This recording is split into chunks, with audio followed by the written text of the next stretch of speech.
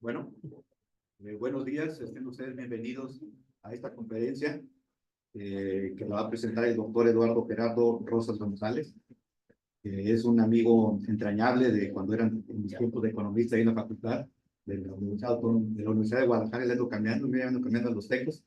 Tenemos el honor de tener el día de hoy en nuestro instituto, al cual le agradecemos porque viene de 100 bajados de región. Entonces, ayer tuvo que viajar a la ciudad de Tabasco, entonces viene de la Ciudad de México y no había desayunado, por eso di una disculpa por la demora a los que nos están viendo por Facebook, porque teníamos que darle algo si no se nos iba a desmayar. ¿Ok? Le voy a presentar una brevísima semblanza de Eduardo.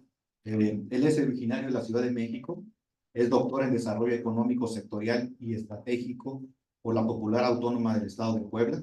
Es maestro y licenciado en Economía por la Universidad de Guadalajara y forma parte del Sistema Nacional de Investigadores e Investigadores del Consejo Nacional de Humanidades, Ciencias y Tecnología. El doctor Eduardo se autodefine como CODA, que ustedes bien saben que es hijo oyente de madre sorda, por el acrónimo en inglés, pero por lo que es sensible y empático a la inclusión de la comunidad sorda a la sociedad actual. Actualmente es profesor titular en la Universidad de Guadalajara y a partir del periodo del 2022 es el director de fortalecimiento institucional de la Dirección General de Educación Superior Universitaria e Intercultural de la SEP. También queremos agradecerle a la maestra, a la doctora Nedina por dejarte venir y al doctor Concheiro, los que le dieron la autorización. Sin más, nos va a presentar un tema que por más es sumamente provocador tu propio título, ¿no? Que son las causas estructurales que conducen a la precarización financiera de las instituciones de educación superior, sobre todo en especial a las universidades estatales públicas. Entonces, ese ya por sí mismo es muy provocador el título. Entonces, estoy muy contentos, ahora sí, como diría mi santa madre, estamos de mantener largos por tenerte el día de hoy aquí en nuestro instituto. Entonces, te agradezco la oportunidad que nos das de que un funcionario de la Secretaría de Educación Pública esté en nuestro instituto. Hace mucho que no teníamos esa presencia. Por lo general, el diálogo que se da en el instituto se orienta más hacia los académicos, pero contar la visión de los tomadores de decisiones, pues nos enriquece también, ¿no? Entonces yo creo que los compañeros y su servidor vamos a estar bombardeando con preguntas, porque no podemos perder la oportunidad de preguntarle a los tomadores de decisión qué es lo que está pasando sobre la educación superior en México. Entonces, sin más, adelante, Eduardo. Gracias por la presentación. Bueno, un gusto estar nuevamente aquí en la Universidad de California, en este instituto en particular. Bueno, la presentación es un poco larga, pero la voy a hacer muy ágil. Hay cosas que deben ser reiterativas, pero son muy detalladas. De hecho, la presentación pues, es para ustedes, queda aquí, porque va a estar disponible por el tema de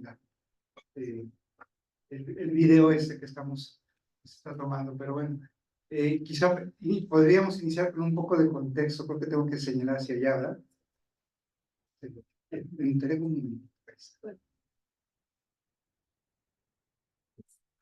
a punto así, ¿verdad?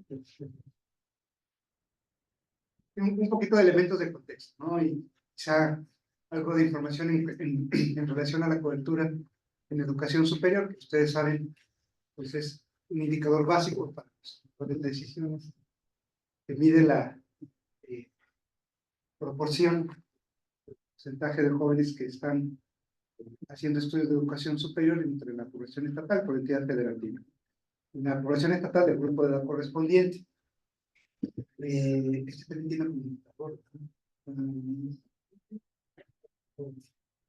Bueno, aquí estamos haciendo un comparativo rápidamente entre dos cortes. El corte más reciente que tenemos disponible, de la información del ciclo escolar 23-24, todavía no está disponible, pero son un poco más de 20 años. Ustedes pueden ver a nivel nacional la cobertura en México en el ciclo escolar 2000-2001. Se iniciábamos en el presente siglo y con una cobertura de solamente 21.5, es decir, 21 jóvenes de cada 100 estaban haciendo estudios de educación superior, de los que están en el grupo de edad para hacerlo.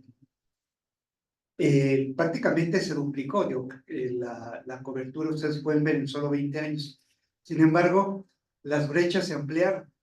La distancia que tenía Chiapas con respecto a la media era de 13 puntos, era 8.5 por debajo de la media, y ahora la brecha para el caso del estado de Chiapas es del 21.7. Si bien hay un avance, pues es evidente que este avance se logró haciendo más amplias las diferencias que había entre entidades federativas. Y bueno, aquí por razones de pedí mi equipo que señalara Baja California, ustedes pueden ver que sí hay una reducción en cuanto a la distancia que guarda la entidad federativa contra la media nacional. Y bueno, quizá nada más mencionar en términos de absolutos, estamos hablando de una matrícula de 2 millones de estudiantes, contra más de 4.800.000 estudiantes para el ciclo 2022. ¿Y cómo se comporta el incremento? Quizá ahora utilizando dos cortes por subsistema, es decir, las universidades públicas estatales, que son todas esas universidades públicas que gozan de autonomía constitucional de acuerdo a las constituciones políticas de cada entidad federativa. La Autónoma de California es un caso, ¿no? Tenían en su matrícula en el 2018 1.172.000 y en el último corte son 1.260.000. Lo que quiero resaltar aquí es que recuerden ustedes que este periodo es atípico. Digo, en muchos sentidos todo es atípico, ¿verdad? Pero esto es atípico porque atravesamos un encierro forzado como medidas sanitarias por la pandemia, y hubo instituciones públicas que incluso descendieron su matrícula drásticamente. Ustedes lo pueden ver aquí. El decremento que tuvo el Tecnológico Nacional, todos los institutos tecnológicos del país, fue de 37.582 alumnos, ¿no? También las universidades tecnológicas. Sin embargo, las universidades públicas estatales, creo que la estrategia que siguieron muchas para dar continuidad a los servicios académicos y educativos, de alguna manera fue exitosa porque incrementaron, lejos de decrementar, incrementaron. Y la verdad, dicho sea de paso, más bien, de no ser, me parece que por aquí estaban las instituciones particulares y las universidades públicas estatales, también las federales también por ahí crecieron, pues sí hubiera habido un decremento exagerado, ¿no? en nuestra matrícula. Aquí nada más es para verificar el ámbito de competencia de la DGSUI. Nosotros atendemos a las universidades públicas estatales, a las públicas estatales de apoyo solidario y a las universidades interpúblicas. Una matrícula que se muestra aquí, de los 4.754.000 alumnos que hay en educación superior. Un proceso fuerte que se sigue presentando y que es evidente es la feminización de la matrícula de educación superior. Simplemente en este periodo de 4 años, pero podemos irnos todavía más a un periodo todavía más largo, y quizá el resultado va a ser muy similar, pero noten ustedes que el incremento principal que ha tenido la matrícula de educación superior se debe gracias a una mayor presencia femenina, es decir, hay una diferencia entre estos dos ciclos escolares de 97.400 alumnos, de los cuales 78.000 son mujeres. Y en otro elemento de contexto que quizá forzado por la pandemia tiene que ver con el incremento de las modalidades no escolarizadas. Todos sabemos que la pandemia nos obligó a muchos, a los docentes, nos obligó a los que no estábamos acostumbrados a dar clase en una modalidad que no fuera la presencial, a tratar de usar las nuevas tecnologías para poder dar continuidad a nuestros cursos. Y bueno, pues aquí es evidente que el crecimiento que ha habido por modalidad en educación superior, estos mismos 97,000 que estábamos hablando de estos 4 años que los presentamos en la lámina anterior, pero por sexo, ¿eh? Ahora los estamos presentando por modalidad, y noten ustedes el gran incremento, que representa un incremento del 106%, las modalidades no escolarizadas, precisamente porque la pandemia nos forzó a todos a tratar de dar posibilidad. Y bueno, aquí lo que se muestra es un poco la distribución entre hombres y mujeres. Quizá esto es es una distinción arcaica, porque justo me adelanto en un tema que quizá iba a conversar. Estamos trabajando en la Secretaría en reformar la información estadística con la cual nosotros recabamos, digamos, si las personas ya pueden obtener un título que puede decir hombre, mujer o no binario, sexo no definido, pues creo que nuestros instrumentos de información también tienen que actualizarse. Y bueno, pues esto es lo que simplemente muestra los instrumentos que tenemos, la distribución por género. Y bueno, simplemente mencionar que hay entidades federativas que tienen una mayor presencia femenina que otra, pero en términos generales ustedes pueden notar que hay más mujeres que hombres en educación superior en todas las entidades federativas, ¿no? Esto que es muy importante, digo, aquí hicimos una distribución, esto es a partir de los datos del ENIG, y bueno, ¿cuál es el cambio que ha habido entre los dos últimos encuestas que se realizaron? Y en la encuesta, uno de los elementos que se pregunta en la encuesta nacional de ingreso o gasto es si se le pregunta, ahí entra un hogar y le dice si hay personas que están realizando estudios de educación superior. Y bueno, si hay un decremento de los que están en el quintil más bajo, de más bajos ingresos, que es el primer quintil. Quizá esto pueda tener también dos explicaciones, que es que hay todos los programas sociales que hay. Digo, esta es una especulación, ¿no? Yo no tengo todavía elementos suficientes como para asegurarlo, pero una especulación es que una buena parte de los jóvenes que estaban en este quintil ya no están aquí, se pasaron al segundo quintil o tercer quintil, quizá por los programas sociales que se han implementado. Pero sí ha habido un incremento de la gente, de los jóvenes que están estudiando educación superior, del segundo quintil y del tercer quintil. Ustedes lo pueden observar. Y hay un decremento ligeramente en el quintil de los ingresos más altos, ¿no? Aquí es un hecho que si estás en el quintil de ingresos más altos, el porcentaje de los jóvenes que están estudiando educación superior, ustedes pueden ver, incluso rebasa el 100%. Bueno, ahora sí vamos a hablar un poco de las causas estructurales de déficit. Estos fueron elementos de contexto, no quiero, pero hicimos quizá una letanía de grandes problemas estructurales que están enfrentando las universidades públicas estatales. Insuficiente crecimiento del programa principal, con el cual se otorga el recurso a las instituciones de educación superior, públicas de educación superior, reducción de programas extraordinarios, el fondo de obligatoriedad y gratuidad que no se ha aprobado, etc. Digo, no lo voy a leer aquí, pero esta presentación, como dije, ya la van a tener aquí, pero vamos viendo uno por uno. Y aquí es algo que los economistas sabemos muy bien, es un tema estructural. O sea, el incremento que se aprueba generalmente en la Cámara de Diputados y que tiene el programa presupuestal principal, que es el programa,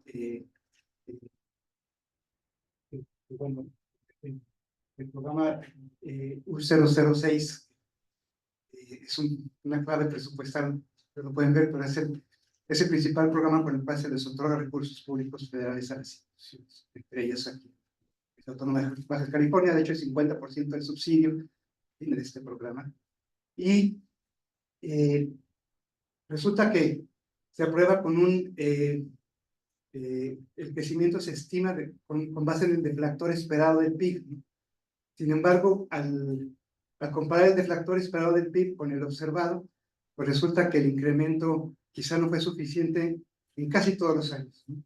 Mientras que el incremento en el 2016 fue de 3.1, el deflactor que termina siendo el observado fue de 5.6, ¿no? Entonces hay una pérdida real, ¿no?, de poder adquisitivo ahí en el subsidio que se le está otorgando a las instituciones, y ustedes lo pueden ver, es general en casi todos los años, ¿no? Y esto que es una gráfica que también es muy elocuente por sí mismo. Este es el crecimiento que ha tenido la matrícula de educación superior desde el 2016 al 2022. El número de alumnos, pues, y el crecimiento del 15%. Sin embargo, el subsidio real, estamos haciendo la comparación en precios constantes del 2016 al 2022, pues ha tenido un decremento del 7.7 por toda esta pérdida que acabamos de mostrar. Esta es una causa estructural también. La otra tiene que ver con la reducción de programas presupuestarios extraordinarios, son todos son profesores, pero algunos de estos programas nos pueden sonar conocidos. Estos son los programas extraordinarios que en su momento existían desde el 2018, el de fortalecimiento de la excelencia educativa, el PRODER, que ahora entregamos muy pocos recursos, por cierto, y eso es disculpa, pero no hay forma de entregar más, puesto que al final del día, quienes aprueban el recurso, pues son los mismos diputados. De hecho, más adelante quizá veamos una lámina en donde manifestamos nosotros el recurso que estamos solicitando contra el que termina mandando la Secretaría de Hacienda a la Cámara de Diputados y lo que terminan aprobando los diputados. Desafortunadamente es un poco triste. Este programa para la inclusión y la equidad educativa, que también repartió recursos durante algunos años, tampoco es de los programas que desaparecieron. El programa Usado 40, que también la UABC llegó a ser beneficiaria de este programa, desapareció incluso cuando la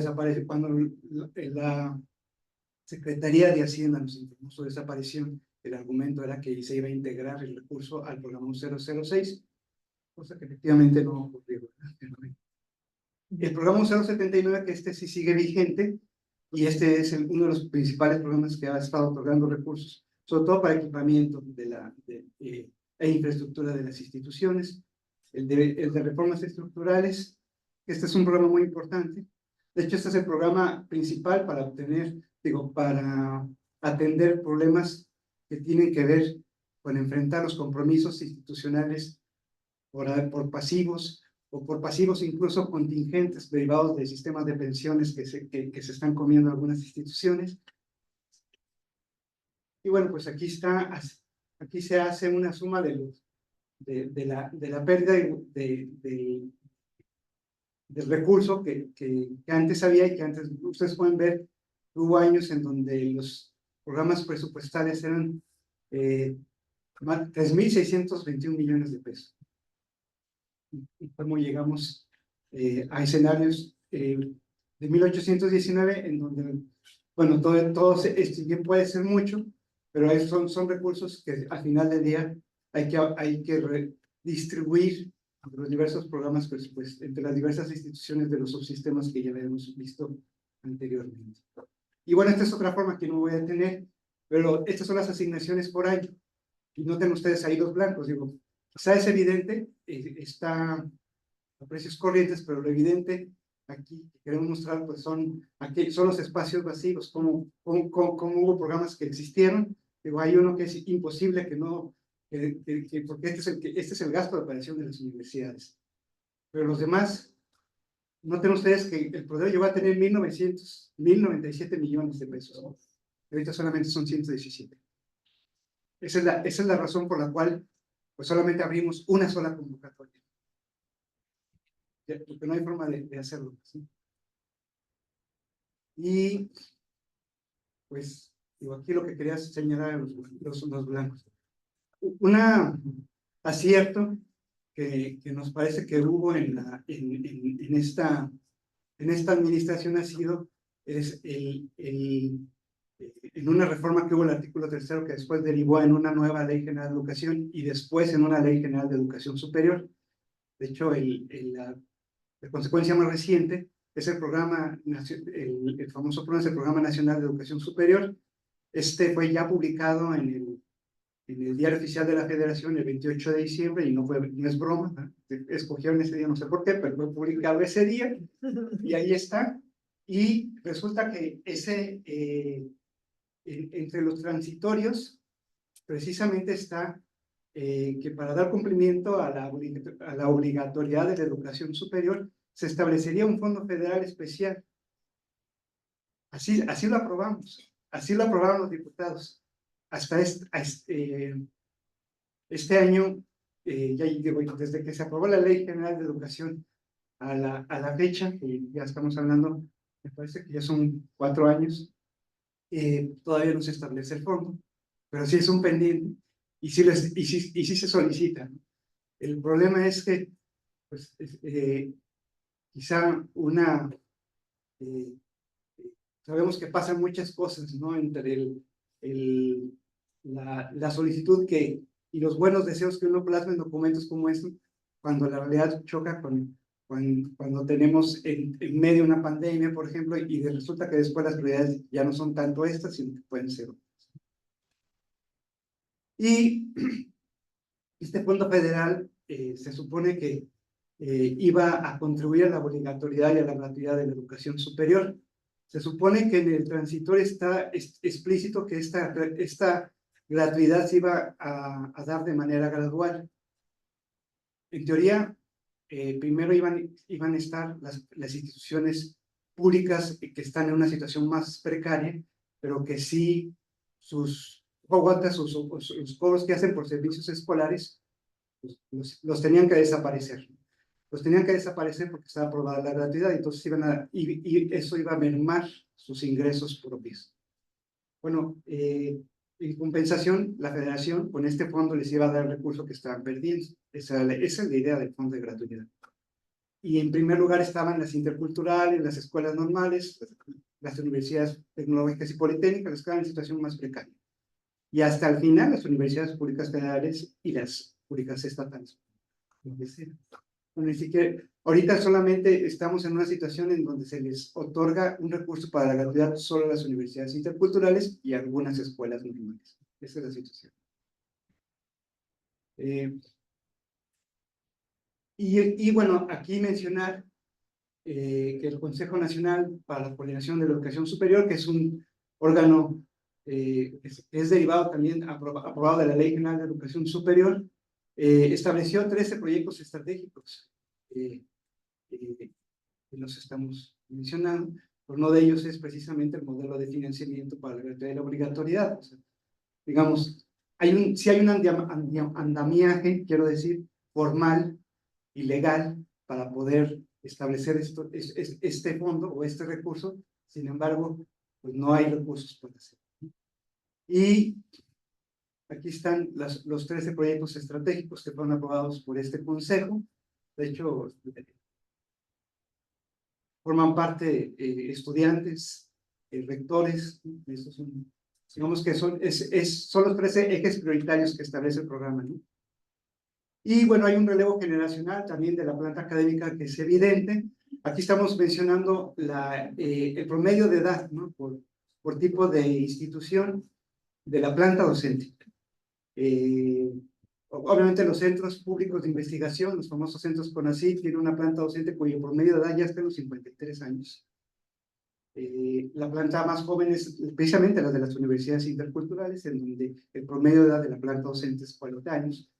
Y aquí las universidades públicas estatales, en donde está la UABC, pues el promedio de edad, en conjunto obviamente, es de 46 puntos. Y aquí se manifiestan también las proporciones que hay de la planta docente de acuerdo a estos grupos de edad, menos de 30 años, de 30 a 39, hasta 60 años o más, en donde obviamente los centros CONACYT son los que tienen la planta docente está en edad más avanzada, ¿no? Y que ahí es una necesidad, hay una necesidad evidente de un relevo generacional, que también es una causa estructural, porque necesitas dar recursos para para pagar las pensiones. En algunas instituciones, eso lo vamos a ver más adelante, la pensión la tienen resuelta porque la paga el IMSS o paga el ISSSTE y la institución no lo gana. Pero estos son casos de excepción. La mayor parte de las instituciones tienen sus propios sistemas pensionarios y entonces implica un doble gasto porque necesitan darle el recurso al profesor que se jubila y dar el recurso para el recambio generacional. Y bueno, aquí hacemos una distribución de la población. Quizá esto me lo salte, pero lo van a tener ahí en la presentación para la información a detalle que ustedes gusten hacer. En cuanto a también el tipo de contratación, fue según por antigüedad. Perdón, es que me estaba yendo aquí. Por aquí está la distribución por antigüedad. Aquí sí es muy importante mencionar que el 60% de los entes de las instituciones públicas tienen antigüedad promedio o menor a 15 años. Que quizá eso quiere decir que todavía seguramente tiene una vida útil a menos de 15 años en la mayor parte de las instituciones. Pero hay instituciones en donde este verde, que quiere decir 30 años o más, o este que es el de 25, 29 años, noten ustedes que también es bastante significativo, ¿no? Y por nivel de escolaridad, que creo que esto no, me parece que esto no lo podemos saltar, pero se los dejamos ahí. No porque no sea interesante, sino que no necesariamente es una causa estructural, lo que se puede ayudar. Digo, sí explica algo del tema del recambio. La distribución de docentes según tiempo de dedicación. Obviamente un centro de investigación, casi la mayoría de sus profesores van a ser de tiempo completo, ¿no? Esto rojo. Pero noten ustedes que la proporción de profesores de tiempo completo va disminuyendo de acuerdo al tipo de institución. Las normales particulares tienen una proporción de 5.76% de profesores de tiempo completo. Las universidades públicas estatales, pues del 5%. Todo esto son profesores por las de asignatura. Y bueno, las inequidades en las aportaciones de subsidios es otra causa estructural. Se supone que la Ley General de Educación Superior en su artículo 65 estableció que el gobierno del Estado tiene que dar el 50% de subsidio y el gobierno federal el otro 50%. Esto sí sucede, afortunadamente, para el tema de la Universidad Autónoma de Baja California. Pero noten ustedes que va a haber grandes diferencias. En el caso de la UADY, Universidad Autónoma de Yucatán, el gobierno federal le entrega el 87.87% de subsidio y solamente el gobierno estatal le entrega el 12.3%. Ahora, desde la dirección del mismo doctor Concha y la doctora Carmen Rodríguez, se ha propiciado que haya un incremento gradual en las aportaciones, de las proporciones de la aportación estatal. Esto antes estaba en 10%, por eso es que ahorita ya es un logro que esté al 12%. Pero esto es una causa estructural que efectivamente hace que algunas instituciones de las que están sobre todo en la parte de las aportaciones estatales más bajas son las que están en crisis. La Autónoma de Benito Juárez de Oaxaca, la Autónoma de Nayarit, acá está, bueno, esta es una crisis política, ¿no? Ustedes saben todo el tema que sea. Pero, y hay instituciones, la Michoacana por aquí la vi, pero se me escapó, era 66.33, porque ahí está la Michoacana, ¿no? Es decir, que si el gobierno del Estado entregara el 50%, quizá no estaría en una situación financiera crítica estas instituciones, ¿no? Bueno, y me regreso un poquito nada más para hacer énfasis en este tema. Actualmente, si sumáramos todos los subsidios de las 35 universidades públicas estatales, los gobiernos estatales entregan el 38% de subsidio público. Y lo que dice la ley, como ya dijimos, es el 50%. Entonces hay ahí instituciones que están incluso por debajo de este promedio que se tiene, ¿no? Este es el subsidio federal ordinario por estudiante, que también este es un tema de inequidades, ¿no? Es sumar todo el subsidio federal que se le entrega a una universidad y dividirlo entre el número de estudiantes, así de simple, ¿no? nada más con una distinción. Se hace una ponderación para el caso de la población escolar que está en educación media superior, ¿no? Con esa ponderación y para dicho eso, pues nada más, sí existen grandes diferencias. O sea, mientras que a Yucatán se le entregan más de 93,000 pesos por estudiante, a Durango 81,000. De hecho, Durango es una universidad que está en crisis. Y se le entregan 81,922 pesos por estudiante. La Autónoma de Occidente, en Sinaloa, no está en crisis. Hay crisis política en Sinaloa, ¿verdad? Pero no hay una crisis financiera, y esta está en 17,000 pesos por estudiante. Y bueno, aquí hacemos esto que comentaba yo, de que se ha procurado que haya un incremento en Yucatán. Cuando en el 2019 Yucatán entregaba solo el 10%, ahorita ya se entrega el 12%. Hay un caso que es muy evidente y que nos dio mucho gusto, que es el de Querétaro. Por acá está. Bueno, también ahorita hablamos de las leyes de autonomía presupuestaria. Aquí está, ¿no? Que el de 16%, no es cierto, sí. Esperen, sí es esto, ¿no? Que del 16% aumentó al 38%, y eso nos dio muchísimo gusto. Hay 3 entidades federativas, que son Veracruz, Morelos y ahora Jalisco, cuyos congresos estatales aprobaron leyes de autonomía presupuestaria. La ley de autonomía presupuestaria nada más es una, no es otra cosa más que una ley que establece que un porcentaje fijo del presupuesto global del gobierno del estado va a ir para la universidad. Y eso garantiza, para el caso de Veracruz, que incluso el gobierno estatal entregue más que la federación. Recuerden que estamos hablando del subsidio estatal.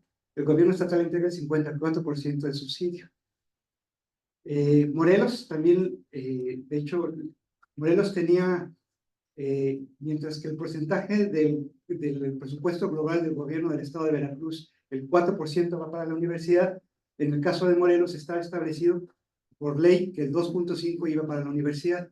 Ya le subieron a un punto más, creo, a 3.5, y eso hace que la aportación del subsidio público para la Universidad Autónoma del Estado de Morelos pase del 31% al 45%.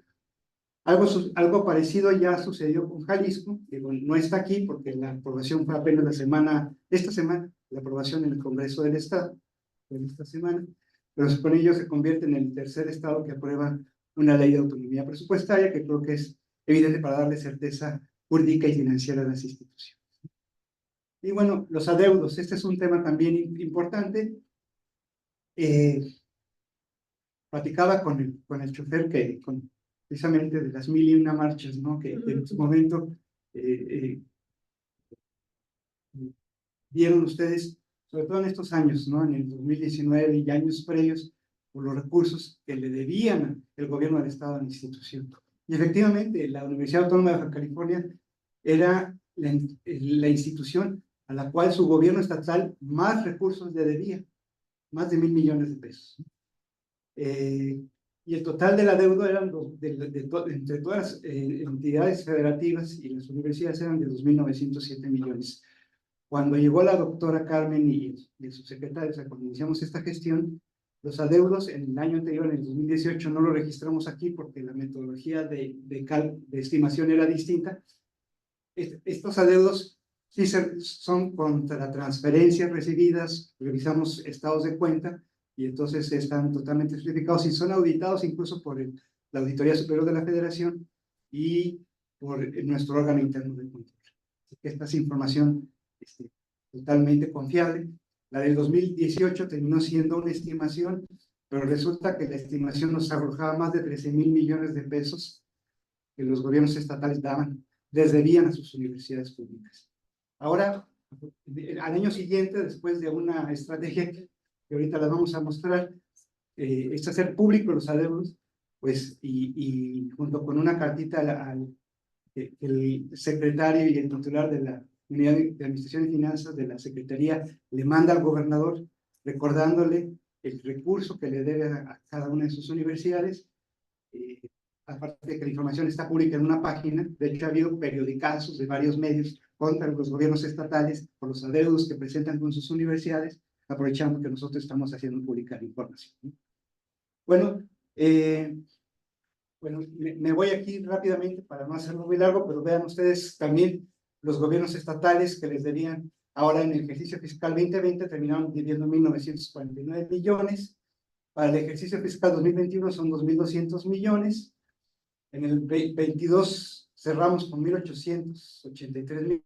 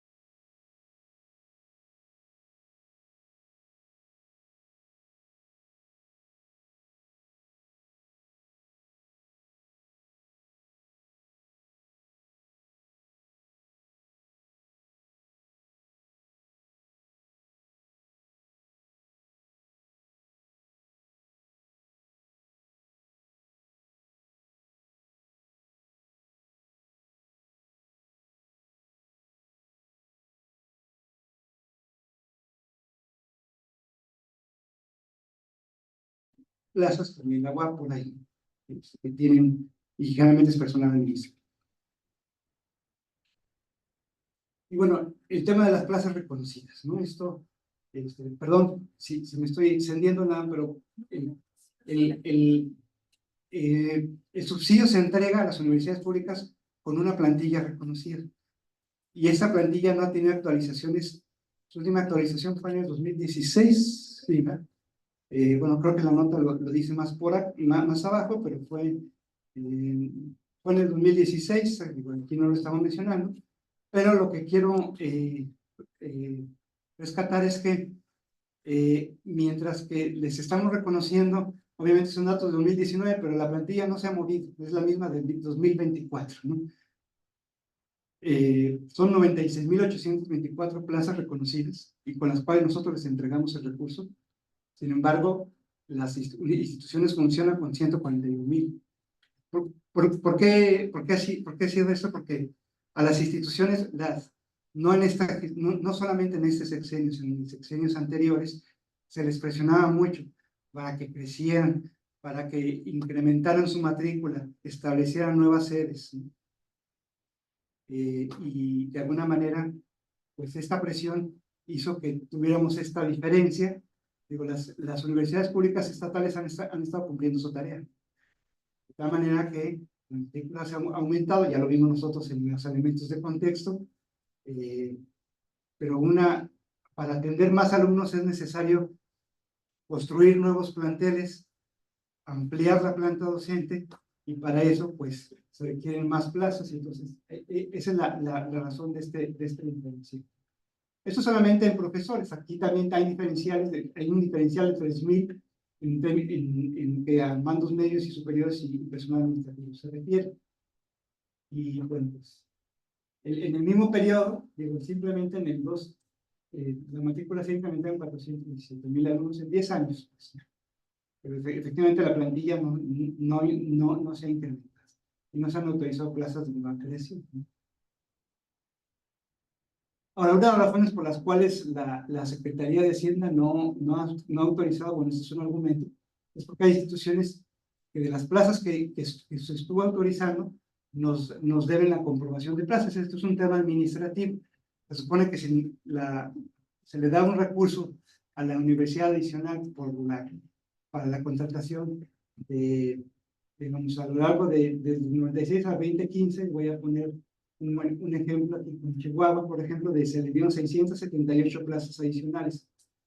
Bueno, estas 678 plazas, en el caso de Chihuahua, le restan 57 por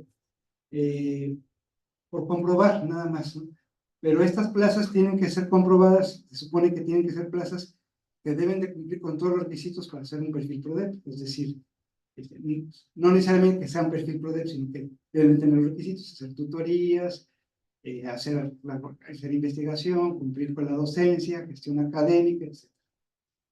Y entonces resulta que a veces las instituciones en pleno uso de su autonomía contratan personal que no necesariamente cumple con el perfil. Afortunadamente, en el caso de Baja California, no nos tiene ni un solo registro. Está bien, pero en total son 704. De hecho, cuando la doctora tomó la administración, eran 8.000 plazas las que se debían a Hacienda, y ahorita nada más nos deben 704. Y ustedes pueden ver que están muy focalizadas las instituciones. Bueno, el programa 081, que también es otro tema estructural. Este programa era muy importante, el programa de atención a los problemas estructurales, porque era el programa que daba recursos a las instituciones para que constituyeran fondos o fideicomisos de pensiones para los que tenían un sistema propio, o para alargar, ¿no?, para reducir pasivos contingentes. Quizá había instituciones que lo que querían es que no se les fueran todavía sus profesores, sino que alargar la vida académica de estos profesores, porque si no iban a tener que pagar doble, que ya verían, si se me jubila, tengo que pagar al jubilado y también le tengo que pagar el que se sustituye. Y el pasivo contingente, durante estos años que fue vigente el programa, que estuvo vigente desde el 2002 hasta el 2018, representó un ahorro de 684 miles de millones de pesos. Esto es con base en los estudios actuariales que han hecho las instituciones. Aquí se mencionan los montos aprobados que tuvo precisamente este programa tan importante. De hecho, hubo un año que tuvo hasta más de 2,000 millones de pesos, y en su último año, en donde fueron asignados recursos, fue solamente de 647. Pero después de esto ya no ha habido más. Este programa sí es importante porque de alguna manera incentiva a la creación de reformas pensionarias que son necesarias para las instituciones para abatir sus pasivos contingentes. Aquí estamos señalando las reformas universitarias que han tenido las diversas universidades, reformas pensionarias. Y noten ustedes que hay instituciones que han tenido reformas pensionarias demasiado frecuentes, ¿no? 7, ¿no? Hay algunas que solamente han tenido una, pero quizá el número no es importante. Una reforma, una o dos reformas que hayan hecho, pero que hayan sido con la profundidad suficiente, pueden salvar de manera drástica la viabilidad financiera de una institución. Hay instituciones que hacen reformas chiquitas, ¿no? Finalmente una reforma pensionaria que dice, bueno, a partir de ahora a los nuevos les vamos a aplicar estas medidas. Ese tipo de reformas en donde solamente afectan a las nuevas generaciones son las que no resuelven nada, porque el problema ya está con los que están adentro. Entonces, la doctora sí me pone el ejemplo, la doctora Carmen, los profesores de la Universidad de Guadalajara, ella ya estaría jubilada, pues ella ingresó a trabajar muy joven, a los 17 años, ¿no? Ya en un esquema pensionario como el que estaba antes, a los 30 años, pues ya estaría en este momento jubilada, pero sin embargo hubo una reforma en la Universidad de Guadalajara que afectó no solamente a los nuevos, sino también a todos los que ya estábamos dentro. Y entonces la edad de jubilación pasó hasta los 60 o 65 años. Yo entré a los 23 años a trabajar en la Universidad de Guadalajara también, y resulta que pues, también este sería mi año de jubilación, yo estaría feliz. Pues, no fue así. Y bueno, pues esto es precisamente, son parte de las medidas. Nuevo León también es una institución que tiene una viabilidad financiera perenne también, hizo una reforma muy profunda, entre las instituciones que hicieron reformas profundas. Y aquí, quizá, si podría ser más evidente la línea, esta línea que está, la de arriba, porque para comparar lo que había antes de este programa presupuestal y después del programa presupuestal, la edad de jubilación promedio en las instituciones era de 52 años y se jubilaban con 25 años de servicio. No hay sistema de pensiones ni viabilidad financiera que aguante eso. Después del programa, una buena parte de las instituciones, al menos 25, cambiaron su edad de jubilación de 60 a 65 años para las generaciones que ya estaban adentro. Y para las nuevas generaciones, 28, digo, siempre es más fácil hacer reformas que afecten a los nuevos, ¿no? Porque esa nadie se va a poner, no, pues sí, pero a los que ya estamos dentro, es un proceso muy largo y muy complicado de gestión y negociación con las organizaciones sindicales, con los trabajadores. Se crearon los fondos de pensiones, que finalmente son los que están dando, de hecho, vale la pena decir que las universidades públicas fueron las primeras en el país, en México, que sacaron el tema de la necesidad de tener reformas pensionarias. Y ahorita ya es un tema también a nivel nacional, pero en el 2000, a inicios del año 2000, eran las universidades públicas las que traían este tema. Se establece un salario regulador, se elimina la doble pensión. Hay instituciones en donde se iban con la pensión de la universidad, pero también el ISSSTE o el IMSS les daba una parte. Esa doble pensión desaparece cuando la reforma es profunda y te quedas solamente con una. También se establece un salario regulador. Lo del salario regulador es muy importante porque había instituciones en donde la pensión era tu último salario, o el promedio de tu último salario de tus últimos 5 años, 3 años, etc. Entonces, hay instituciones en donde incluso hay jubilados de rector. El rector termina su periodo y en ese momento pide su jubilación y porque la ley lo permite, se jubiló con el salario de rector, ¿no? O sea, esos excesos son los que se ven que pusieron en precarización financiera a las instituciones. Bueno, pues en las reformas se estableció un salario regulador. Sí te vas, pero el tope de tu pensión es este. Y generalmente algunas establecieron un promedio de los salarios no de funcionarios, puede ser el administrativo que tenías o el académico que tenías de los últimos años, y con eso te puedes ir. Y bueno, se dieron estímulos para diferir el momento de la jubilación, esto ya lo hemos tocado, ¿no? Sobre todo para las generaciones que estaban activas, y el pasivo contingente, o sea, el ahorro que tuvimos como nación, en conjunto a todas las universidades, pues fueron de 684,000 millones de pesos por esas reformas. Y bueno, esto es parte de los estudios actuariales, que creo que esto quizá no era necesario, pero aquí estamos mencionando algunos de los sistemas que son perennes, ¿no? Baja California es uno de ellos, fíjense, en Bolívar y San Luis Potosí. Y las aportaciones patronales y el subsidio que se requiere. Noten ustedes que el subsidio, el monto, el costo total para mantener sano un sistema de pensiones, pues es 4 veces en las aportaciones patronales que comúnmente se. Y esta gráfica que es muy elocuente es precisamente en qué situación estaríamos sin reforma, que es esta línea roja. Este es el porcentaje del costo, es decir, el presupuesto global de todas las universidades, si lo sumáramos, más del 50% después del 2057 se tendría que destinar a pensiones, ¿no? Si no hubiera reformas. Pero con reformas, pues sí hubo un descenso, sin embargo sigue siendo significativo el porcentaje, y es por eso que es importante profundizar en el tema de las reformas pensionales. Y esa es otra causa estructural.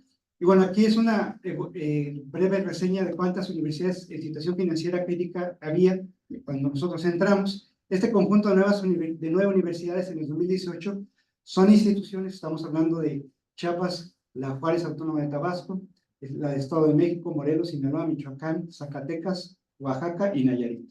Ok, estas instituciones cuando entramos, se acercaron con el doctor Bencheri, con la doctora Carmen, y dijeron, era agosto, en algunos casos de estas instituciones era agosto, avanzo tantito, y no tenían ya para seguir pagando su nómina. Algunas eran en noviembre, otras, como en el Estado de México, el problema que tenía era que no tenía para aguinaldos, que tampoco era poca cosa, ¿verdad? Pero por lo menos sí tenía para seguir pagando al menos hasta el mes de diciembre. Entonces, este conjunto de instituciones se acercaron precisamente por eso.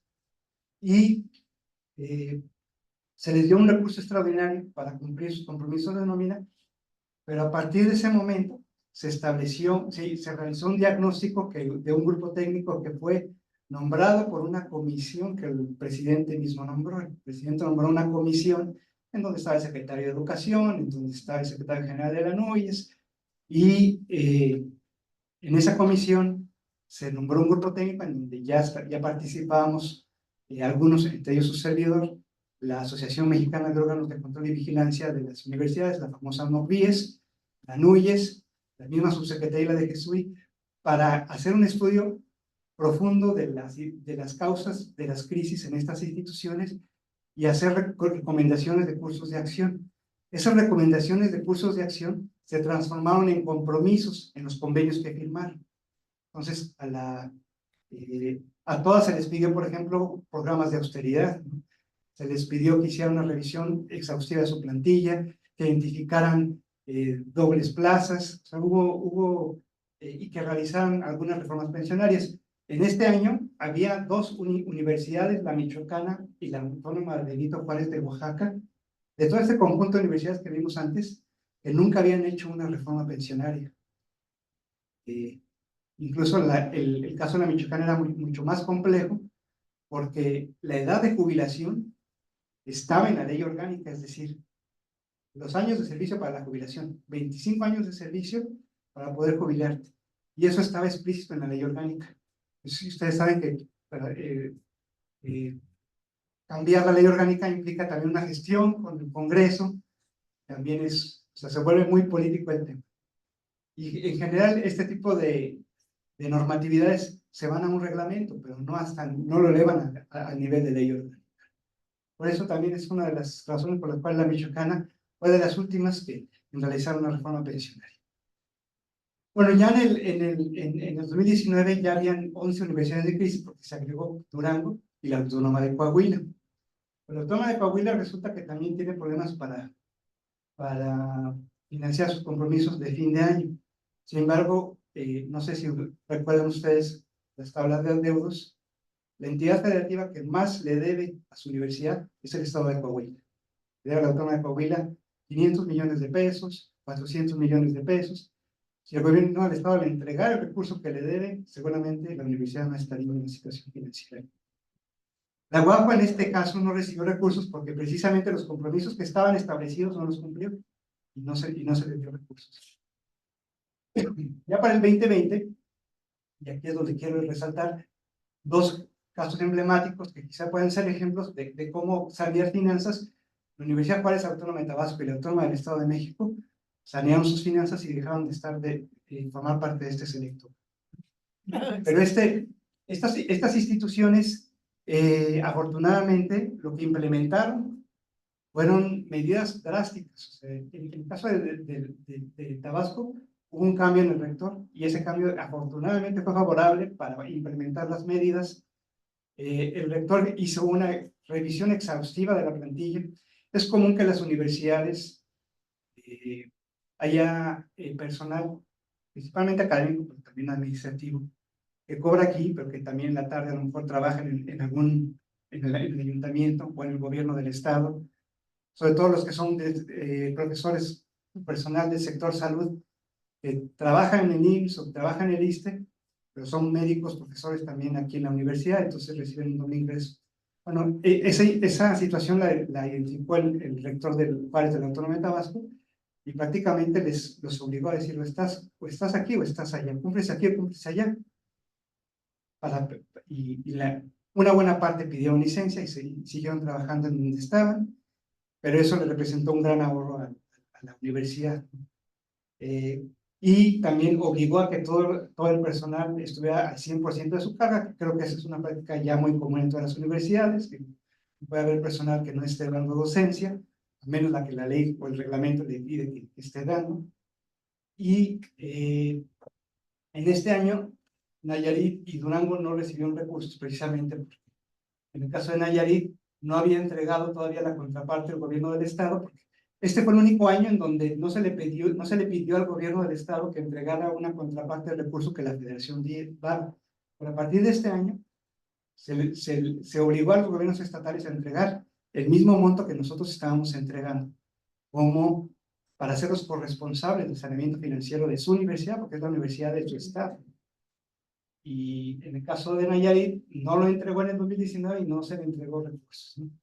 Y en el caso de la UGED, su Consejo General Universitario no avaló las medidas implementadas y tampoco se le dio.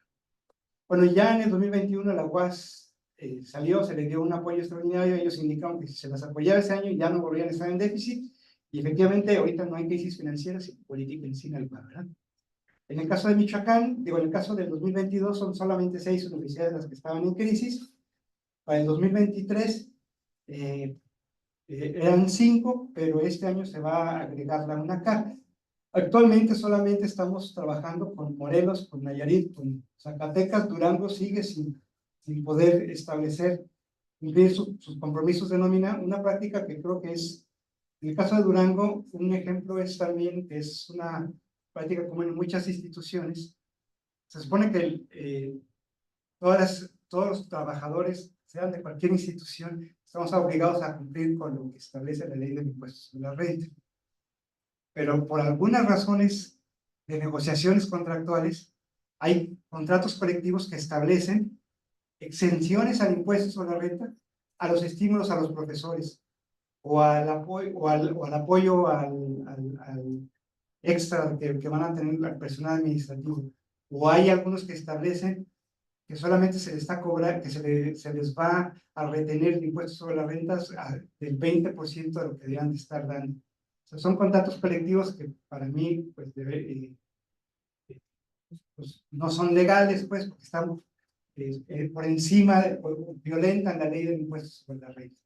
Entonces, eso genera que las instituciones tengan que cubrir el impuesto que al trabajador le corresponde, pero hay instituciones que ni siquiera tienen para eso, como es el caso de Durango, en donde pues no tiene para cubrir ya esta prestación, y la primera vez que intentó retener el impuesto sobre la renta de todos los trabajadores, efectivamente hubo descontento, efectivamente tomaron la universidad y no han logrado todavía transformar o tomar esas medidas, quizá también originario porque desde un inicio no hubo un aval de su consejo, ¿no? Fue una decisión institucional. Bueno, estas son las causas de las crisis, disculpen si me estoy extendiendo, pero bueno, de las 11 universidades, la principal causa del déficit, noten ustedes, más del 41% de su déficit se explica por el peso financiero del sistema de pensiones y jubilaciones. Y después sigue en una proporción significativa también las prestaciones no reconocidas o que exceden lo autorizado en el CAF. Hay, la ley federal de trabajo establece 40 días de aguinaldo, ¿no? Sí, lo sabemos. Hay instituciones que tienen en su contrato colectivo 90 días de aguinaldo, por ejemplo. Estos son excesos que se han, digo, ¿cuál es el problema de las universidades autónomas? En el pleno uso de esa autonomía, hacen gestión con el sindicato. De hecho, hay rectores que nos decían, el sindicato no se sentaba a negociar conmigo si no le ponía yo 5 plazas ahí. 5 plazas ahí están. Y entonces ya se sentaban a negociar. Ese es un problema, digo, no es echarle la culpa a los sindicatos, sino que es la misma dinámica que se tenía antes. Son autónomas, o sea, en el pleno uso de su autonomía pueden decidir, se aumentan 90, 40, 30 días de aguinaldo. Finalmente es una decisión de la institución, ¿sí? Y en el año pasado, en el 2023, ya las 5 instituciones que estaban en crisis, la principal causa de su crisis financiera sí era el sistema de pensiones, pero en una mayor proporción, no tenemos que ya era del 45%, y seguía siendo significativo las prestaciones no reconocidas o que exceden lo autorizado en el convenio de apoyo. La plantilla no reconocida, que es algo que ya habíamos visto, ¿verdad? El 11%, y el pago de deudas, que también algunas instituciones tenían para sí, ¿no? Estas son algunas de las medidas, quizás no profundicemos mucho en estas, pero que algunas universidades han implementado. En el caso de Michoacán, cabe señalar que ya hicieron ya por fin lograron que se aprobara, pero al menos solamente por uno de sus sindicatos, una reforma pensional. El sindicato de trabajadores administrativos no ha aprobado todavía la reforma pensionaria. La detección de doble plazas, el incremento de los ingresos propios, son medidas que forman parte de las mismas recomendaciones que en el caso de nosotros pues, hemos hecho, ¿no? En caso de Morelos, por ejemplo, continuar con las medidas de austeridad, el pago, la optimización y disminución en gastos, la reducción del capítulo 1000, el impulsar más los recursos autogenerados. Hay instituciones que son muy exitosas en el tema de los ingresos autogenerados, cabe decirlo. La UABC es una de ellas también, la Autónoma del Estado de Hidalgo, Guadalajara. Son instituciones que son exitosas en recabar ingresos propios y eso también ayuda a la salud financiera de las instituciones. De hecho, en algunas ocasiones hemos empujado a las instituciones que se acerquen con las que son exitosas en ese sentido para que tengan elementos de decisión de cómo hacer para incrementar sus recursos. En algunos casos, implementar un programa de retiro voluntario para disminuir probablemente pasivos contingentes, etc. En el caso de Durango, aquí está este tema de lo que yo les decía, la consideración de eliminar el ICR, ¿no? Quizá el tema del ahorro de energía eléctrica, ¿no? Los paneles solares que ellos mencionaron. En el caso de Zacatecas, la principal forma de disminuir su pasivo contingente es con este programa de compra de prestaciones, ¿no? La prestación principal es la de la jubilación. Entonces le dicen al profesor, más que sacan cada vez que tienen recursos, sacan un programa y se adhieren 30 profesores, luego otros 40. Y la oferta es, quédate nada más con la pensión del ISSSTE, una vez cuando te jubiles y ya no vas a... Pero a cambio le dan pues una buena lana y al profesor de inmediato. Ese es un programa de compra de prestaciones que ellos establecieron.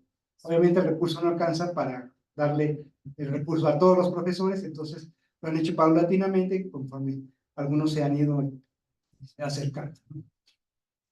Y aquí, bueno, esta es creo ya la penúltima lámina, pero aquí es donde quiero dejar evidente que una cosa es lo que se aprueba y otra cosa es lo que solicitamos como dirección, ¿no? Nosotros solicitamos 71,000 millones de pesos para el programa que les da el U006, el subsidio para organismos descentralizados estatales, en el caso del 2022, y sin embargo terminan aprobando los diputados 65. En este 24 nosotros solicitábamos 81,000 millones y la aprobación fue solamente de 74,000. Para el programa estas reformas estructurales, que para nosotros es muy importante, solicitamos 2,000 millones de pesos y no nos dieron nada, ¿no? En el caso del S247, 371 millones de pesos fueron lo que solicitamos y 117 es lo que terminaron aprobando los diputados. Cabe señalar que en una de las auditorías, los auditores eran los auditores superiores de la Federación y fue del S247 nos pidió en evidencia de que nosotros sí solicitábamos el recurso, que ellos se dieron cuenta que este programa es un programa, para mí es un programa sumamente importante para el desarrollo de las universidades públicas estatales, sobre todo para su planta docente, el S247, pero resulta que este programa, pues nosotros sí pedimos recursos y se lo mostramos con evidencia, mandamos a la subsecretaría la solicitud, la subsecretaría a su vez demostró que tal como nosotros lo entregamos la solicitud, se la mandaba a Hacienda, y era Hacienda en donde ya no nos hacían caso. Nosotros como parte del Ejecutivo Federal no podemos ir por los diputados y gestionar una propuesta distinta al presidente hace. Somos parte del Ejecutivo. Sin embargo, los rectores organizados en la Asociación Nacional de Universidades, por ejemplo, sí lo pueden hacer. Los rectores pueden acercarse también a los diputados. Hay muchos diputados que son amigos de las universidades, hay diputados que son universitarios también, diputados federales, y que pueden ayudar a tratar de concientizar un poco. Entonces, nosotros no podemos hacer ninguna gestión en el Congreso, pero sí les decimos a los que sí lo pueden hacer, bueno, pues aquí está la situación, hagan ustedes lo que pueden hacer ahí en el Congreso. Y bueno, pues esta es la página que yo les comentaba, en donde se da seguimiento puntual a las transferencias de los recursos públicos que se le entregan a las universidades. Esta página, bueno, está en esta liga y también está disponible en una aplicación para dispositivos móviles, tanto para Android como para iOS. Pues si lo quieren bajar, nada más busquen subsidio en transparencia, lo pueden buscar en los buscadores de iOS, por ejemplo, ponen BGSUI y les aparece la aplicación y lo pueden bajar. Muchas gracias.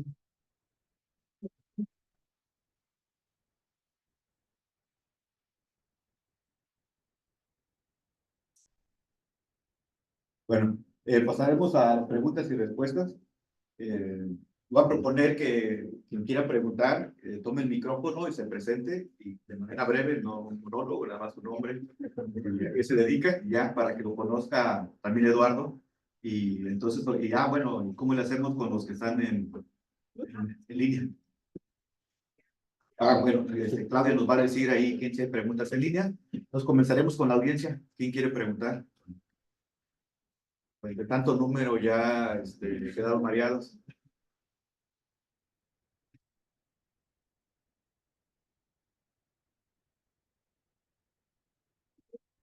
Muchísimas gracias, en principio, por la presentación y por haber aceptado la invitación de estar aquí con nosotros. Mi nombre es Edna Luna y estoy aquí en el IDE. Una pregunta, ¿y cuál es el escenario? O sea, ¿cómo se vislumbra el escenario? Yo creo que a todos nos preocupa, por ejemplo, aquí en la UABC, el tema de la gratuidad, ¿no? Entonces, sí me gustaría saber cómo prevén el escenario. Bueno, el recurso para la gratuidad lo hemos estado solicitando constantemente. En el anteproyecto del presupuesto 2025 se va a volver a solicitar. Y bueno, quizá la salvedad es que en el mismo transitorio dice que su implementación es gradual. Entiendo yo que el problema es que sobre todo hay instituciones como San Luis Potosí, Guanajuato, me parece. Los chicos, incluso ya algunos se han estado amparando pagar la aportación. Y eso le genera también a la universidad, aparte del costo por el seguimiento legal, el tema de que disminuye su porcentaje de ingresos autogenerados, ingresos propios. Nosotros cuando nos piden opinión sobre esa situación, le respondemos es lo que dice la ley, y dice, es que aquí dice que es gradual. Por el tema de quién va primero y quién va después, no está explícito en la ley. Digo, nosotros lo establecimos que primero las instituciones de educación, de hecho así lo establecemos en el oficio, es que primero van las interculturales y las escuelas normales y a lo último, las universidades públicas. Bueno, digo, esta problemática en su momento pues va a ser pública. Digo, entiendo yo que una parte de esta problemática ha sido expresada también a los mismos diputados, y no dudo que en algún momento pues a las candidatas y los candidatos ahí en su momento, para que sepan cuál es la situación, y bueno, pues tomen los cursos de acción que consideren, pero por lo pronto desde de Jesús, y en este caso, pues sí se hace explícito la problemática cada vez que se conforma el plan de presupuesto. ¿Alguien más?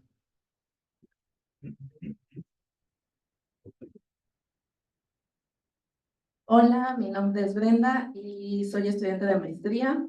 Ya había consultado la página y ese tipo de cosas. Y yo tengo una duda con relación a la entrega de subsidio a las instituciones. ¿Tiene alguna relación en que las universidades públicas estatales que tienen un sistema de educación media superior, no sé, reciban más que las que no tengan algún sistema? Porque creo que 2/3 partes sí tienen como bachillerato, pues incorporado.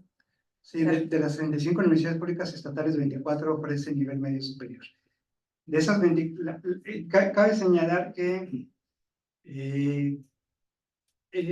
la distinción no es visible, incluso quizás es ligeramente visible en las tablas del presupuesto de egresos de la Federación, que ahí está la clave. Ustedes saben que la clave presupuestal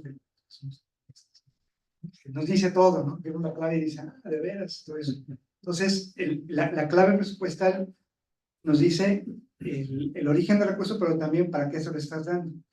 Entonces, este programa que financia el subsidio de las universidades, que es el programa 1006, organismos descentralizados estatales, tiene 3 finalidades, o sea, se divide en 3 grandes segmentos: educación media, educación superior, y aquí hay una distinción que hizo alguien, que si lo conociera le daría un coscorrón, posgrado, porque para mí el posgrado forma parte de la educación superior, pero hicieron esa distinción: educación media, superior y posgrado. Y resulta que a las instituciones que sí ofrecen nivel medio, sí se les entrega recurso de la bolsa de nivel medio. Y a las que no ofrecen nivel medio, pues simplemente se les da. Hay instituciones que nosotros financiamos que solo ofrecen posgrado, por ejemplo. Entonces a esas solamente de la bolsa de posgrado se les entrega el recurso. Digo, eso es un tema administrativo y en realidad no representa. Para el cálculo de subsidio por alumno, eso sí hay que decir, nosotros ponderamos a un alumno de nivel medio como 0.7, porque así está establecido en la norma. El por qué si 0.7 y no 0.8, pues es buena pregunta, pero no lo discutimos porque finalmente es como se hace el cálculo. ¿Alguien más? ¿No? Joaquín. Bueno, doctor Joaquín, ¿verdad? ¿Qué tal? Qué gusto saludarte, doctor. Qué gusto saludar a toda la comunidad del IR. De verdad, un gusto escucharte. Todos conocemos de tu trayectoria y además del importante papel, ¿no?, que juegas ahorita en la administración federal en materia sobre todo de temas ligados al financiamiento de la educación superior. Bien interesante la presentación. Son 2 preguntas, una un poco ampliando la de investigadora que me antecedió, de la doctora Ana Luna. Si uno ve la radiografía que presentas, ¿no?, lo que uno ve es, bueno, no ha habido mayor recursos para educación superior pública. Voy a hablar de las universidades públicas estatales, por lo menos en el último año no hay un incremento asociado. Los fondos extraordinarios se han ido pulverizando y sobre todo aquellos que impactaban, por ejemplo, en el tema de infraestructura, equipamiento, ¿sí? Efectivamente, por temas presupuestales, pues el fondo, ¿no? Para la gratuidad, pues es algo que es una buena intención que seguramente nos tocará ver en algún momento. Y por otro lado, pues existe como la gran aspiración nacional y en la que todos coincidimos, ¿no? De que la tasa bruta de cobertura se amplíe cada vez más. Se habla del 50%, pero quisiéramos incluso aspirar a mucho más, ¿no? Estar en los índices de algunos países de Sudamérica, de la media de la OCDE, ¿no? Entonces, como que no sean las cuentas, ¿no? O sea, es decir, nuestras aspiraciones siguen siendo bien importantes, grandes en ese sentido, pero el financiamiento, ya lo presentaba en unos gráficos, ¿no? Apunta en una dirección distinta. Ahí la pregunta que tenemos que hacer, bueno, ¿cómo tendríamos que vivir, ¿no? En este momento, con optimismo, con pesimismo, con reservas, por dónde tendríamos que darle las universidades y el sistema educativo nacional en su conjunto, ¿no? Educación superior, pensando en que esas aspiraciones pues sigan presentes en nuestro pensamiento colectivo, ¿no? Eso por un lado, insisto, se parece mucho a la pregunta anterior, y la segunda pregunta ya es algo muy particular. ¿Qué opinión te merece lo que acaba de pasar en tu alma mater, la Universidad de Guadalajara, en torno al compromiso que hizo el Congreso del que citabas, el Congreso del Estado, en torno al 5% del presupuesto, etcétera, ¿no? Comprometerlo a nivel de Congreso, siguiendo el ejemplo de la Veracruzana, de la Autónoma de San Luis Potosí, y qué perspectiva le ves para otras entidades y otras universidades públicas estatales? Bueno, quizá comenzando por la última, me parece que nosotros hemos promovido, digo, cuando nos preguntan, ¿no? Y hay que ser muy cuidadoso con el verbo, porque nosotros no podemos meternos, porque son instituciones autónomas, pero a una institución que está en situación financiera crítica sí le recomendamos, mira, le explicamos lo que sucedió en Veracruz y lo que sucedió en Morelos y ahora lo que está sucediendo en Jalisco, y para decirle, creo que es una buena idea acercarse con el Congreso del Estado y decir, oigan, educación superior es fundamental. De hecho, les compartimos los dictámenes de autonomía presupuestaria aprobados, las leyes de autonomía presupuestaria que están aprobadas por los congresos de los estados, de estos dos estados todavía. En el caso de Jalisco sucedió ayer, pero todavía falta el último paso, ¿no? Que la publicación, la promulgación por el Ejecutivo. Pero una vez que se dé, haremos lo mismo, iremos a Jalisco y decir, bueno, miren, estas entidades federativas, sus congresos estatales ya fueron sensibles a la necesidad de asegurar, digo, a mí no me gusta la palabra garantizar porque no somos un supermercado, ¿no? Pero asegurar que la educación superior tenga una perspectiva de largo plazo, pues. Y si es preocupación del gobierno del Estado incrementar la cobertura en la entidad federativa, pues una ley como esta sería de suma ayuda. La primera pregunta era sobre el tema de la... ¿Cómo ser optimistas en este pues sentido? Sí. ¿No? Bueno, digo, sí hay optimismo porque al final del día la matrícula sí se ha incrementado. Prueba de ello es los subsistemas, lo vimos en las láminas del inicio, los subsistemas que tienen que ver con universidades públicas estatales y las universidades interculturales y las públicas estatales de apoyo solidario son las instituciones públicas que más han crecido. Y esto también es porque, digo, para mí el optimismo está en que quiero creer que hay una gran sinergia, quizá, un gran entendimiento entre las diversas universidades públicas estatales. Hay instituciones pequeñas que se apoyan en toda la plataforma tecnológica que tiene una grande. Y eso lo vimos a partir de la pandemia y que continuó después, ¿no? Y eso le ayudó a las instituciones a seguir creciendo. Para mí el optimismo está que a pesar del escenario financiero catastrófico, quizá no catastrófico no es la palabra, sino adverso, no han dejado de crecer las universidades, no han dejado cumplir con su noble labor social, que es la de formar jóvenes estudiantes, los jóvenes profesionistas que sus comunidades demandan. Y me parece que eso es lo importante.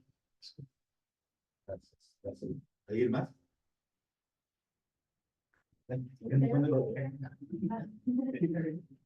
Perdón. No, Buenas tardes. Mercedes Rosalía González, mucho gusto, estudiante aquí del programa de doctorado. Casi a la mitad de su presentación habló de 13 puntos y el número 10 decía fortalecimiento de posgrado en desarrollo. Me llamó la atención eso, entonces esa es una pregunta, ¿a qué se refiere con ese punto? Y también dentro de su discurso habló del cambio generacional cuando se hablaba de las edades, de las jubilaciones, pero realmente me pareció un poco chusco porque cuando se jubilen las personas, los que les seguimos de ellos vamos a tener ya 50, 60 años, entonces realmente yo no vi un cambio generacional. Entonces, si me pudiera explicar a qué se refiere eso, porque al menos yo no veo eso. Yo ahorita digo, dentro de 20 años ya voy a tener, se supone que la edad de jubilarme y ni voy a estar cerca porque ya no voy a tener los 30 años de estar trabajando. Entonces, esa es otra duda que me surgió. ¿Qué significa realmente eso de cambio generacional? Y la primera que le hice. Sí. Gracias. Bueno, el CONACES estableció en una de sus primeras sesiones 12 ejes prioritarios, ¿no? Sinceramente yo tendría que echar un clavado, pero lo que quería señalar es que al mostrarle los 13, inicialmente eran 12, pero en la misma sesión de CONACES incluyeron uno que era el de investigación. Ese no estaba contemplado en la sesión inicial. De hecho, fue parte de la decisión de los rectores que se incluyera un 13º eje. Pero la intención de mostrarles los 3 ejes es que el primero era el modelo de financiamiento, era una preocupación real de los rectores. El de posgrado, necesito echar un clavado porque seguramente lo incluyeron por algún tema, que es que es no menor el desarrollo del posgrado en el país. Y bueno, pues los contenidos que ni siquiera he participado yo en las mesas de financiamiento, sí, pero las de posgrado, sinceramente, no hay elementos, pero lo podemos investigar con mucho gusto. La segunda pregunta del cambio generacional. Bueno, la intención era mostrar que hay grupos de instituciones cuya planta docente está ya muy cerca de la jubilación por la edad y por la antigüedad. Y ese grupo de instituciones necesitan urgentemente invertir y recursos, obviamente, para poder contratar nuevos profesores, porque de modo que atiendan a la misma cantidad de alumnos por los mismos 10 o por los mismos 20 que los están atendiendo. Entonces, es un grupo de instituciones cuya planta docente está muy cerca de jubilarse y quizá no se ve, digo, todavía una inversión para poder incorporar esos nuevos profesores. Y era ubicar también a las universidades públicas estatales en este sector. Es decir, bueno, en el caso de las universidades públicas estatales, la media de la antigüedad es esta, y el promedio de edad también es eso, como para decir, bueno, la planta docente de las universidades se está envejeciendo y en algún momento va a ser importante invertir en una renovación de su planta docente. Como una presión de gasto adicional, porque tienen que gastar tanto para el que se da como para el que están. Gracias.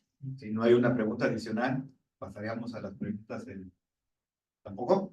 Bueno, yo aprovechar, Lalo, fíjate que para recordar nuestras clases de economía, ya ves que está la propuesta de marcha de que mejor que cuando vi el costo que por estudiante, ¿no? Entonces luego surge la idea de los viejos economistas, ¿no? De que ¿Qué tal si le damos el bono a los estudiantes y que los estudiantes decidan dónde estudiar en lugar de dar el financiamiento a las universidades? Entonces, esa es la primera pregunta. La segunda pregunta es si no han hecho el ejercicio de el ingreso que tienen las universidades en relación a la calidad o a la excelencia académica de su universidad. Porque a lo mejor habrá universidades que se les asignan muchos recursos, pero no tienen un buen logro respecto a sus funciones sustantivas, ¿no? Creo que la visión de Marshall es una propuesta que quizá no cabría, lo digo claramente, no cabría en la cuarta transformación, sinceramente. Y las experiencias, no soy experto en sistemas educativos que se han implementado, sé que en el Reino Unido sí se implementó, sé que en Chile se implementó, y vimos todo lo que pasó en Chile también. Me parece que una buena enseñanza de la economía es que el mercado no se autorregula, eso es una falacia. Y el darle los recursos a los alumnos para que ellos mismos elijan su universidad puede verse como un dejar hacer, como si fuera un mercado libre de la oferta educativa, pero al final del día no estoy cierto de que un estudiante que salga del bachillerato y que se le den, ahí está un bono de 200,000 pesos, por decirte algo, tenga elementos de decisión suficientes para decir que la universidad A es mejor que la B y que la C y que la D para los intereses que tiene, ¿no? Entonces, vaya, me parece que yo no caminaría por ese lado, definitivamente, ¿no? En relación a la otra pregunta del ejercicio del logro educativo con en relación al ingreso que perciben las universidades. sí, bueno, también ese es me parece que una de las prioridades principales sobre todo de esta administración, no tiene mucho que ver con el logro, sino con lo que sí yo he notado, han sido grandes esfuerzos de inclusión. Y sí lo he visto, digo, de manera clara, para nadie es un secreto que en esta gestión las principales estrellas en las universidades son las universidades interculturales, por ejemplo. Y lo que sí he visto en las universidades interculturales, sobre todo hay algunas que tienen albergues, es que los estudiantes que tienen ahí, si no fueran por esos albergues, no tendrían oportunidad de tener educación superior definitivamente, ¿no? Y sí he visto el impacto que han tenido. El día a día estuve en un intercultural, allá en Tabasco, estaba en el intercultural del estado de Tabasco, he estado aquí en el intercultural de Baja California, también he estado ahí en el intercultural del estado de Puebla. Todas son universidades que finalmente atienden a población que estuvo durante muchos años históricamente marginada. Entonces, lo que quiero decir con esto es que quizá la estrella, quizá no se piensa tanto en la calidad como sí se piensa ahorita en la inclusión. No sé, y me parece que uno de los grandes logros de hecho, las universidades interculturales son de las que también más han crecido precisamente por eso, porque los jóvenes, además de que tienen albergue, pues reciben su beca. Y algunos no tienen que caminar 3 o 4 horas de ida y otras de regreso para ir a su institución, simplemente porque tienen un albergue ahí y tienen un sustento, porque sus padres no lo podían tener. Entonces yo sí veo que sí es una oportunidad, pero me parece que ese es uno de los grandes aciertos de esta administración. Bueno, bueno, Salvador Ponce, a través de la doctora Edna, nos envía una pregunta por el WhatsApp. Dice, ¿cuál es el plan de la SEP para atender la no aprobación del presupuesto para el Fondo Extraordinario de la Capital?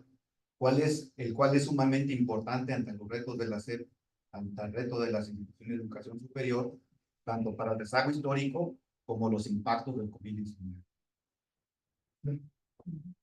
Bueno, del Fondo para la Gratuidad, desde la Secretaría nunca hemos dejado de hablar, es decir, lo incluimos en cada momento. Hay que enviar la propuesta de presupuesto a la Secretaría de Hacienda, pero además incluimos la problemática de la importancia de este fondo en todos los foros que podemos, tan así que la doctora lo menciona, yo lo he mencionado en esta sesión, cuando ha habido oportunidad de hablar con algunas autoridades, sobre todo de la Secretaría de Hacienda, también se ha expresado, los rectores lo saben, hay rectores que lo han replicado también con los diputados, o sea, no se ha dejado de hablar del fondo.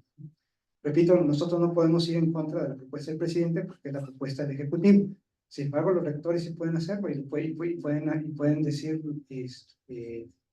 pueden expresar la importancia de un fondo como este, con todo el sustento que amerite, y que bueno, pues era parte de un compromiso, pero vaya, para cumplir los compromisos se requieren recursos, y a veces los recursos, como sabemos los economistas, son escasos, y a veces hay que priorizar el gasto en cosas que son urgentes, quizás no importantes, pero que es lo urgente.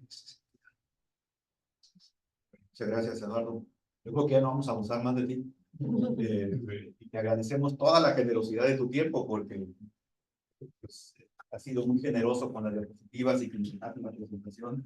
Incluso son insumos para seguir discutiendo, seguir debatiendo y que nosotros podamos analizar lo que presenta. Posiblemente te vamos a escribir, ¿no? Por caso que tengamos dudas. Entonces, todo lo que has hecho el día de hoy, desde levantarte temprano y no desayunar y venirte corriendo del aeropuerto, solo se entiende desde la amistad y el afecto que ya guardas con la universidad, ¿no? Entonces, estamos sumamente agradecidos de tenerte el día de hoy. También has de llegar el agradecimiento a la maestra Carmen Medina, ¿no? Y al doctor Buencheiro. Y pues tengo que dar los agradecimientos respectivos también, si tú me lo permites, a los que han colaborado para que el día de hoy se realice este evento, a Juber y a Claudia por la asistencia técnica, al rector, al propio rector y al doctor Joaquín Caso, que nos han ayudado mucho para que tú vinieras, ¿no? Y que nos siguen ayudando, a la vicerrectora, que también nos está ayudando, nos está apoyando, a la doctora Elena por las facilidades que nos ha dado, a Lucas, que lo he traído para arriba y para abajo con todos los trámites administrativos, a Carlos y a Maday, a Carlos Maday, por su apoyo, que hacen eco de mis locuras ahí en el cuerpo académico, y pues a la audiencia que nos presenten, que nos están el día de hoy aquí presentes, y a la audiencia que tenemos en las redes sociales. Entonces, nosotros vamos a mandar después la constancia, porque estamos en este ahorro de papel, entonces va a ser digital, no sé cuántos arbolitos y dinero significa eso de todas las constancias del papel, porque vamos a llegar. Pero yo creo que una muestra de agradecimiento pues es el aplauso de todos. Claro.